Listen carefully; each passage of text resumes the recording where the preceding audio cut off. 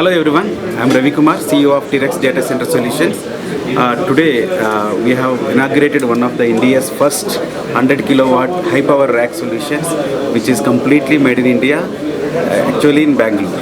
So you can see that this rack can be used for the AI applications and quantum and supercomputer applications.